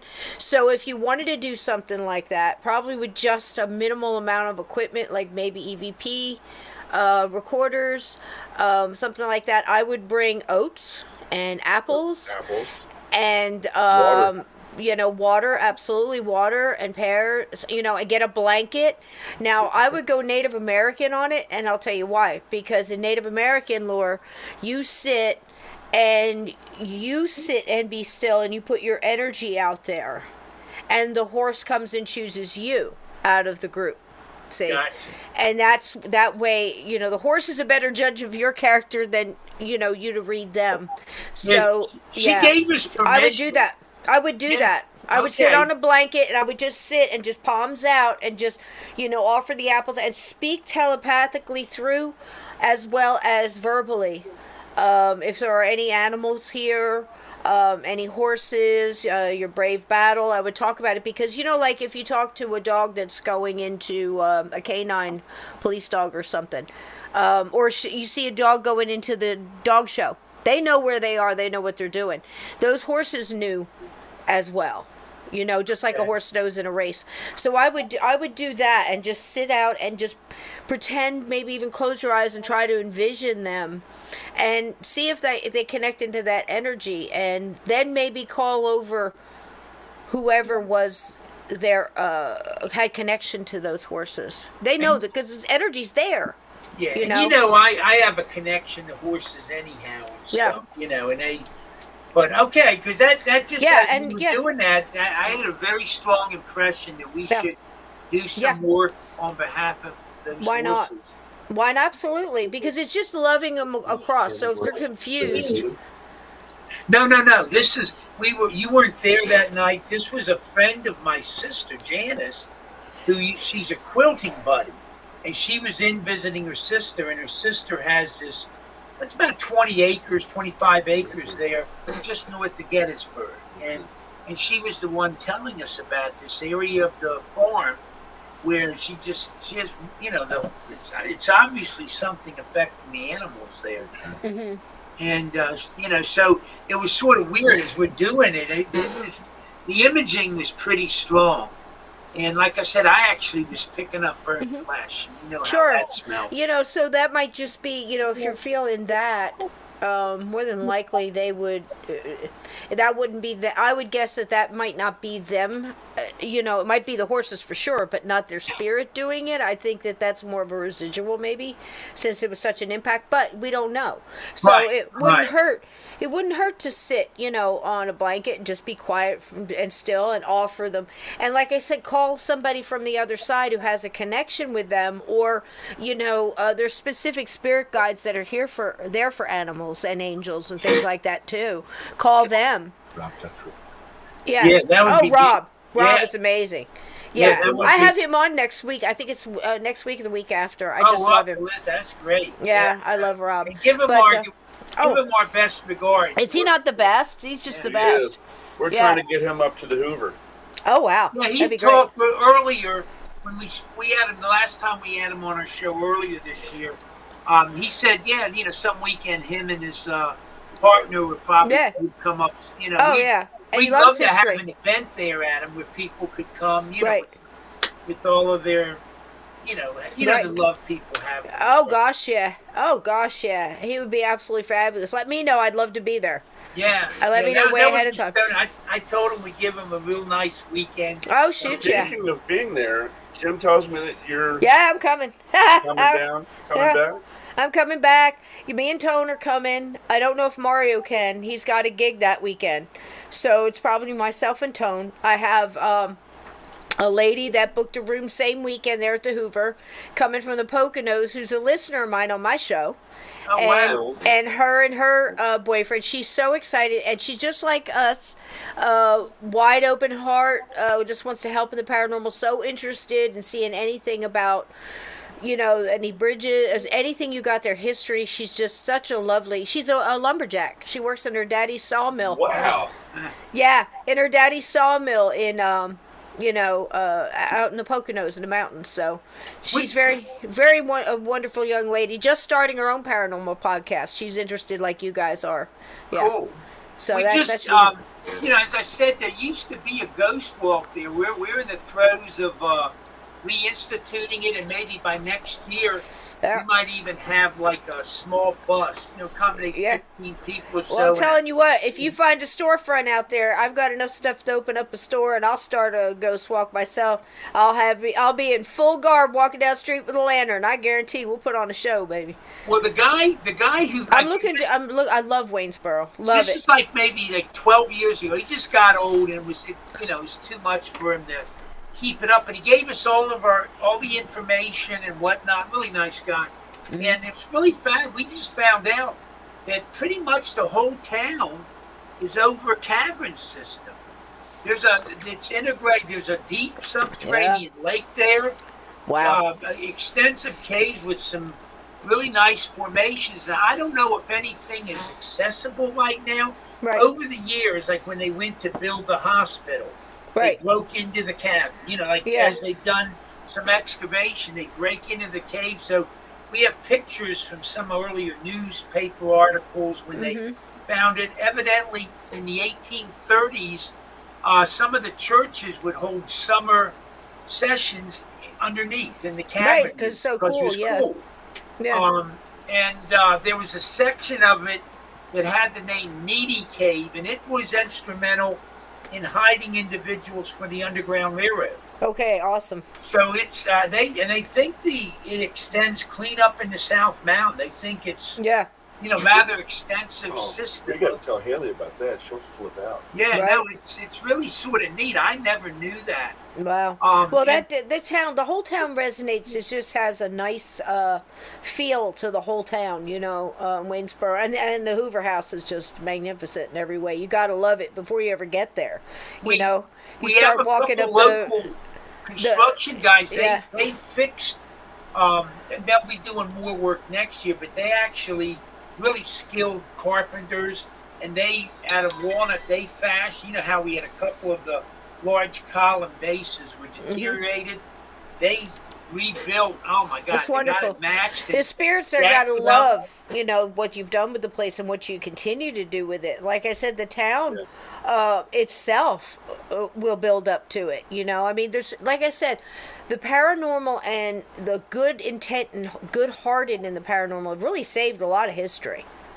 Yes. Throughout. Yes. And that whole town could be like, I mean, look at how Gettysburg is. They, but it's done in a lovely way, I think, where the Candlelight Gettysburg tours by the, Mark Nesbitt and Carol Nesbitt. Yeah. And, the different ones that they have. And everything is done, I think, with reverence in a way. And I think if Waynesboro did that, that would be the same, and you'd get a lot of the spillover. Well, hell, let's go over there to Waynesboro and see what they've got going on. We're right here, you know. And we know the original owner and his family, Ira and Emma and Eleanor, are going to be so much more responsive as they see us restoring their home to its original glory. And the whole darn town, really. It's going to start up. I mean, everybody's excited. I've seen stuff from there where everybody's getting together and doing, concerts in the square and, all that good stuff. Yesterday was like some kind of Waynesboro Day or something. We had friends who were staying at the Hoover House that we had built stuff around, and then when I showed up yesterday afternoon, they're going, "Yeah, we went up to the park and he said, "Yeah, it was." And I thought they were being sarcastic. He said, "Yeah, we we caught the big crowd, and I said, and I thought they were being sarcastic. I said, what, were there 24 people up there? He says, no. And he showed me a picture from the cell phone. I mean, it was maybe like 500 or 600 people up there. There's a lot of people. Yeah. It really was I said, oh my gosh. Yeah. And we got another investigation coming shortly here soon with James and Jess House of Goods, the antique store. Nice. And we're hoping that the more we do them and the more the word gets around town of how we handle it, the notoriety it brings for the store, that some of the other places in town that we know have activity will invite us in. Yeah. There you go. And then just get them on the thing, too, because every business owner is glad business is coming through. So every ice cream shop, every sandwich shop, every little place, that's where you need to go around and get in touch with all the shop owners and go, if I brought a tour through here, do you have a little goodie bag that they could get at a discount if, or a cookie and a this or that, whatever they do, discount on book, or do you have any books about the town? Can you put the history books up front so if they're interested in the history here, every store owner, just like somebody who has a restaurant buys from the local farmer, right, and that farmer comes to eat there, I mean, just it's back and forth, and that's what grew America, and that's what'll rebuild it. We know what we got to do, and it's towns like that. And it's towns like that. I don't know if you had a chance. I know it was a rather lengthy message I sent you earlier. By the way, thank you so much for coming on this evening with this. Always willing to talk about a ghost story. But I don't know if you got to read that message, but I mean, last night's session was just like, oh my God. This couple, it's incredible. They were in viewing, they came in town, they were going to go up to Adams County for the wineries, and they like to do that. A really delightful couple. And they had just got a house. We were filled up the weekend here. They had got a room at the Hoover house. So we were having a special dinner there, invited him to, him and his wife to have dinner with us. And we were all laughing. And then I guess Jenny and Bob were telling them about table tipping. And they said, oh, that sounds interesting. And they were saying, can we sit in? And I said, sure, Jenny. I said, oh, absolutely. And then, oh my gosh, it was so emotional because this guy did what a phenomenal individual, and he had just devoted so much of his life to that daughter. And here, he said he told us later that he'd actually, when he heard Jenny talking about the table tipping, in the back of his mind, he was wondered that she, that his daughter would come through, and then they lost their child the same year we lost ours. I'm like, it's just like all this stuff coming together. Connection, familiar energy. I mean, I keep coming across that where people, if they back up and look at what's going on, like we were talking about the Allison, who was maybe killed in the alley there, and her connection to who may or may not have done it. It may not be the guy who did it. She might be showing me she doesn't trust this other guy because maybe that guy said this guy was okay or something. I don't know. But there's some connection with her and a male spirit there that she's trying to help him, and that helps her energy. So what if, your connection, your similar energies to yourself as a dad and this guy as a dad, at the same time, that's the energy that connected in. I mean, that's the thing. If you look at it all like energy, and then you have all these like energies just flying around out there, they just find each other somehow. Like the horses you talked about, well, what would help them cross? Well, anything that they had some kind of connection to, if it has to be a human spirit from the other side to come across and show it love and coax it. Come on, boy, come on across. Everything's good. I mean, any soldier that ever rode a horse into battle has a connection to that horse. I mean, even if you fell off and picked up somebody else's, there's an instant connection between you and them going into battle together. That's a lot of energy connection. Whether it was the guy was a jerk or not, or treated it well or not, I mean, they took care of their horses because they would go out from under them if they didn't. Yeah. so there's some kind of a connection there, even if it's just a feed and food and water kind of thing. It's some kind of connection. So those spirits might come across and help them walk across, just like this table tipping you had with the connection of the energy. It's fascinating. Jenny had also brought Tyson along yesterday, and originally we had, earlier in the week, we had actually had a session with Tyson, and that's the Revolutionary War individual, and that you guys had got to meet, and we had a session earlier in the week where he was out, and it got real political, and he's naming names like in our halls of Congress, who's not to be trusted and who we can't trust and all that. He was really engaged, and so we were actually originally planning on running through the list of all the people in the Senate and sort of getting a yay or nay or whatever from Tyson.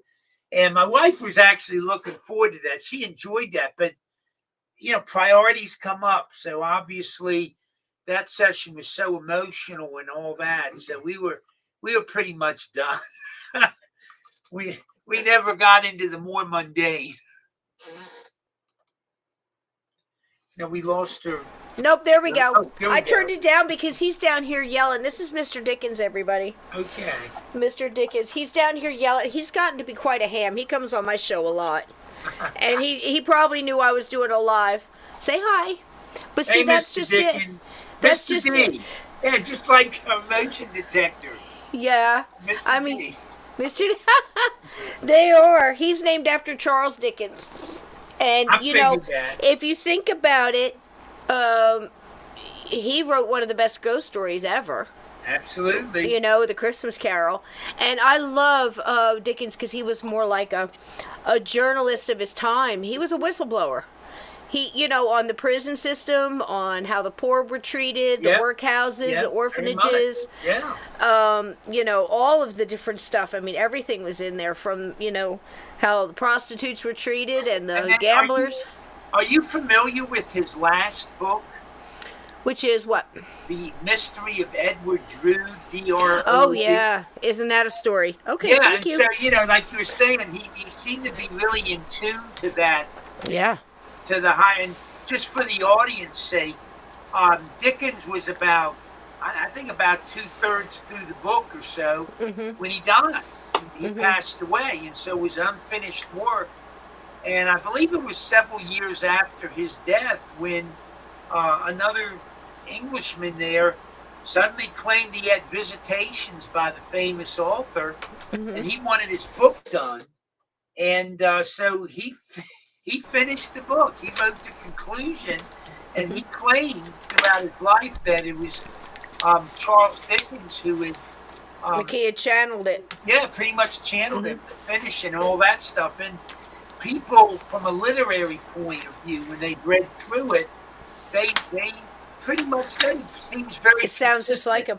Yeah, with Dickens and his style. So I always thought that was a really great story. It is. It is. And, a fitting finish for quite the author, because he really was. I mean, from A Tale of Two Cities to, all of it, Oliver, everything. Everything was to expose the corruption and stuff. So, he's got my vote. And it's a wonderful story with the three spirits in one night changing a man. Again, how go back to your times, what changed you, what formed you, how you reacted to this or this person that came into your life, for a short time. It's like they say, we're all, I love this theory that we are souls on the other side. We choose to come back a particular time, like I want to get my vibration. Oh, I can get that better. I need to go back through and handle that better, raise my vibration higher. And, that kind of a soul group all waits for each other. It's like, okay, this time I'm going to be, we'll be brother and sister, and we'll get each other through together, young. And then we'll go through this and we'll do this time and learn that. And, I think that's how it kind of goes, because we meet these people that we just click with, in different times in our lives. And I think that the spirits, whether earthbound, I don't think they have as much. Like sometimes it seems like they have to ride on an object, or they have to stay in a structure, or they have to stay on a piece of land, or follow a person, or whatever. There's all these like rules, not rules kind of thing going on. But I think the most exciting thing is trying to look into that and seeing what we can learn from them and what we can also do to help them, because it seems that they teach us all. If we're paying attention, they're teaching us little things along the way, like certain people coming back to help, like this young lady in the very young, in her early 20s, trusted somebody she shouldn't have trusted. And if it's true that she's come back and used this time to come back and help someone who was involved in that, and that could help her raise her vibration and also his, that falls suit with everything that I've been learning along the way, and it's very interesting. Isn't it funny how we go out of our way to go back and back and back again, especially as investigators and people that are genuinely compassion filled for someone who's passed and stuck. Like how many times have you been down in a dark cellar trying to help the same spirit over and over again? You go back and you go back and you, like therapy.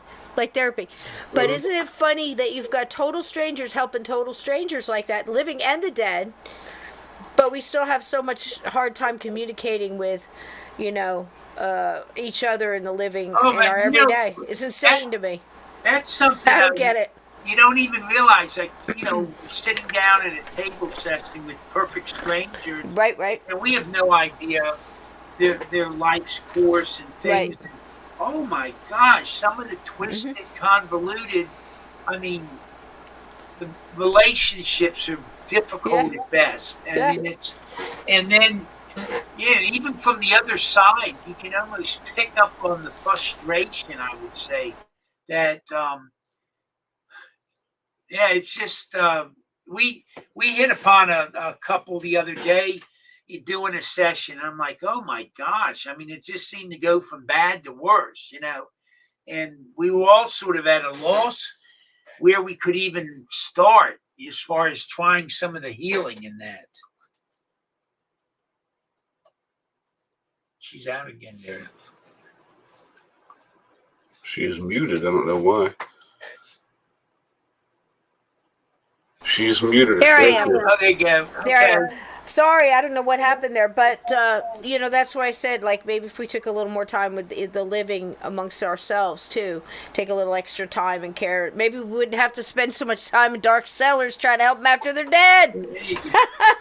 Listen, guys, I got to get out of here. I got to go do a show on my channel. It's been great. Absolutely. Everybody, look at the book. I don't know if you can see it. There it is right there. We Are All Children in the Wilderness of the Afterlife, a guided tour through a haunted life. That's me. It's great spooky time stuff. Hot cup of tea, some butter cookies, and that book that'll get you to one good evening out of the month coming up. It's spooky month.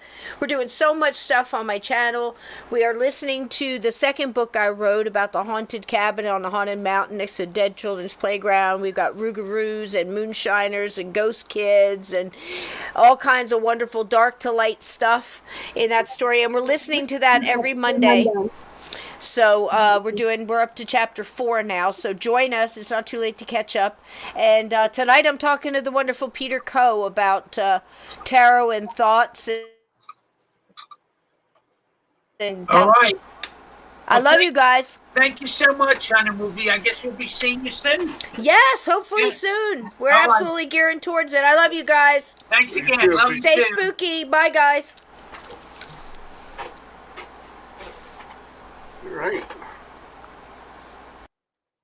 So we had 2 guests on tonight. We had Lolo on for the first hour talking about the investigation they did at the Firehouse Museum in Columbus, Ohio. And then we had our dear friend Cisco talking about pretty much everything as one does when you talk to Cisco. So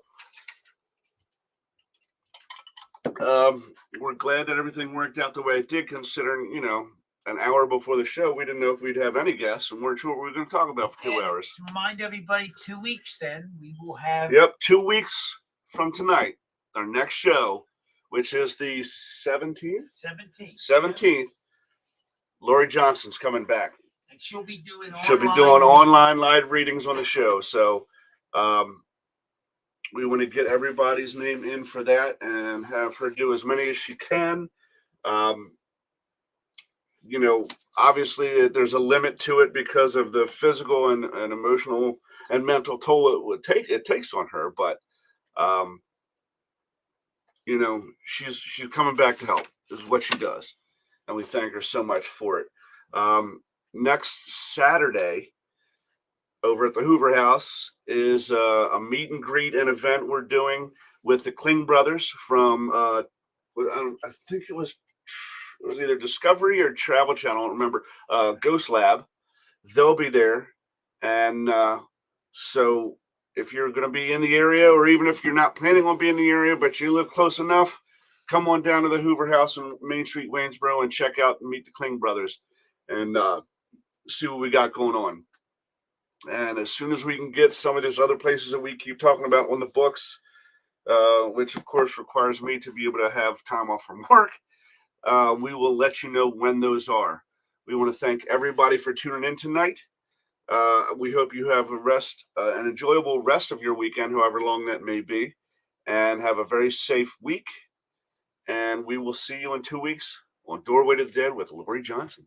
Have a good night, everybody.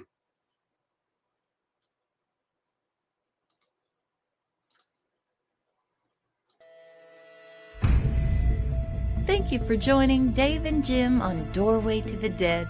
Catch us next week right here at 8 p.m. every Thursday as we open the door to paranormal discussion and more.